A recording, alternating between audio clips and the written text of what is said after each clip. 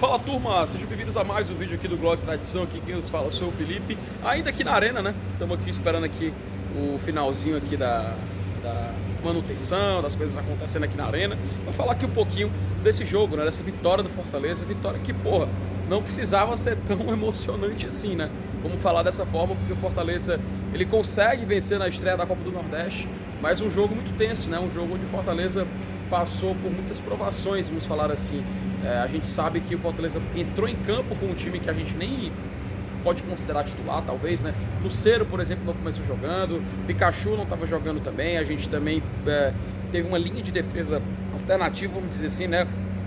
O Escobar está jogando no lugar do Pacheco, da mesma forma que do lado direito a gente teve o Dudu atuando e não o Tinga, então é um Fortaleza um pouco modificado, de fato. E é claro que a gente sentiu isso, né?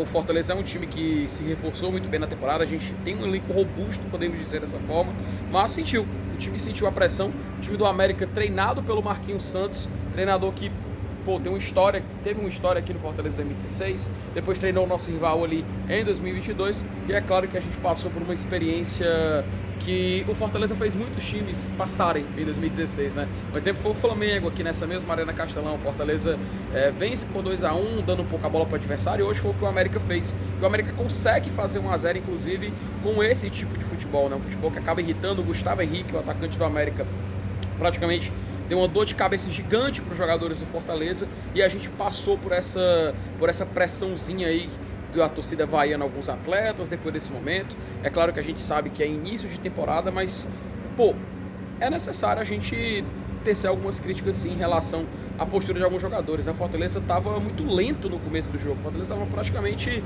pedindo para o América entrar num jogo de bola lenta, de não acelerar, e assim a gente acabou caindo em algumas pilhas. Aí até no final do jogo, né, mexeu com os espíritos do jogo. Até o Pikachu brigou ali com o Caio do América, depois fez uma falta feia, levou um cartão amarelo de graça, mas o Fortaleza, ele meio que se mostrou um time que consegue virar jogos cedo na temporada.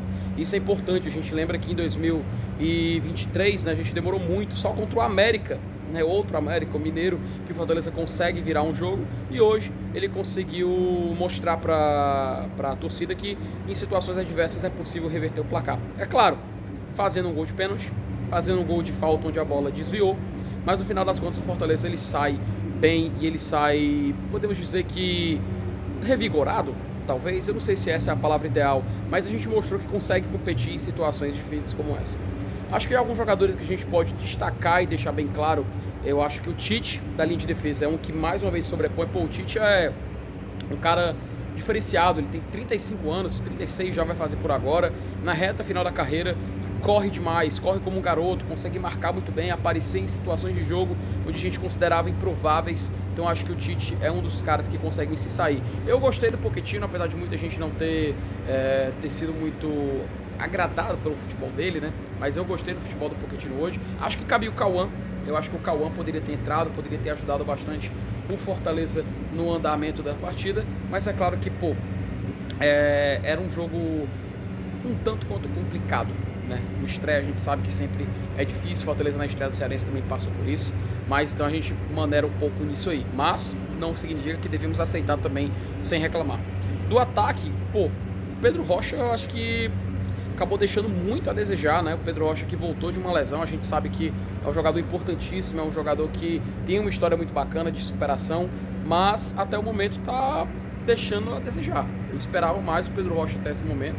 A gente vai ficar no aguardo, né? Não sabe o que pode acontecer daqui pra frente, mas mostrou que esse lado esquerdo do Fortaleza ainda é dependente do Moisés. O Fortaleza conseguiu ser outro time quando o Moisés entrou em campo. Pedro Rocha estava sendo meio que um jogador que onde as jogadas iam parar perto dele acabavam se tornando anuláveis no momento em que temos um show de luzes aqui na Arena Castelão, mas eu não me agradou muito o futebol do Pedro Rocha no jogo de ontem. Acho que também a gente pode destacar ali na frente, né, alguns jogadores como o Galhardo, que tentou aparecer, tentou participar. Me surpreendeu o fato do Galhardo, ele tá muito ali na frente, mas de vez em quando ele voltar para buscar o jogo. Isso não era esperado. Isso eu acho que em outros jogos ele ficava meio que esperando, isolado, e dessa vez eu vi ele voltando, eu vi ele querendo o jogo. Isso agrada o torcedor, é óbvio que deixa a gente satisfeito de certo ponto. Agora, também podemos ressaltar que, cara, como o Kevin é diferenciado, viu? Como o Kevin Andrade é diferenciado. Quando ele entra no jogo, quando ele consegue a oportunidade, ele chama a atenção não só por conta das chuteiras laranjas, né? Mas ele chama também a atenção porque é um jogador muito incisivo. Ele dá passes importantíssimos, ele tem participações diferenciadas, ele conseguiu mudar a dinâmica do Fortaleza quando entrou. É claro que é um jogador jovem, é um jogador que tem muito gás, é um jogador que renovou recentemente, né? Afinal, a gente se tá ligado que o Kevin, ele ainda está vinculado ao Deportivo Laguaira. O vínculo dele iria até o meio do ano agora, até o mês de julho, e ele renovou pro mês de dezembro de 24. Então é mais tempo para o Fortaleza poder adquirir o atleta, e assim a gente fica nessa expectativa e a gente fica nessa esperança de que o Fortaleza possa contar com ele em definitivo para 2025 e em diante, a gente poder valorizar esse atleta. Do mais, eu acho que o Vojvoda, nesse primeiro jogo pós-renovação, quebrou um pouco a cabeça no começo, dava para ter feito um pouco diferente, dava para ter a gente ter um jogo mais tranquilo, vou dizer assim, mas porém temos que ressaltar a força do América. O América também é um time que soube jogar muito bem. Nosso querido Elenilson não é à toa que inventou o apelido de rei da tática, e o cara soube jogar aqui na Arena Castelão. Fez uma linha de 5 jogadores, um 5-3-2, a gente falava isso no esquenta por ontem, e ele consegue mostrar que tem como competir. Ele mostrou que tem como fazer um América forte aí nessa Copa do Nordeste. Vai ser um adversário difícil que vai estar lá no outro grupo. Se a gente porventura se encontrar com o América de novo, pode ser também mais um jogo chato se o Marquinhos Santos ainda estiver por lá. Do mais, eu acho que agora a gente fica nessa expectativa quanto às próximas rodadas da Copa do Nordeste. Ainda temos jogos contra River, jogos contra CRB, jogos importantes, né? Tem um jogo contra o Sport mais ali na frente, porém a gente ainda não tem a data marcada para essa partida. Quanto aos mais jogos do ano, ainda temos mais uma partida contra o Ferroviário na quarta-feira pelo Campeonato Cearense, e aí no dia 17 a gente tem o primeiro Clássico Rei aqui, que será disputado nesta mesma Arena Castelão. Então, meus amigos, basicamente é isso, um videozinho aqui de opinião, um videozinho aqui pra gente conversar um pouco sobre essa partida. Deixo já o convite para vocês comparecerem à live do Glória e Tradição, a gente vai voltar mais tarde. É claro, meu rosto tá aqui, ó, amarelo, azul, amarelo, vermelho, é por causa desses efeitos aqui que acabam sendo colocados de iluminação aqui na arena. Mas ó, mais tarde tem live, mais tarde tem conteúdo, a gente não para aqui no Glória e Tradição, e você tá mais que convidado para participar e para chegar junto da turma, beleza?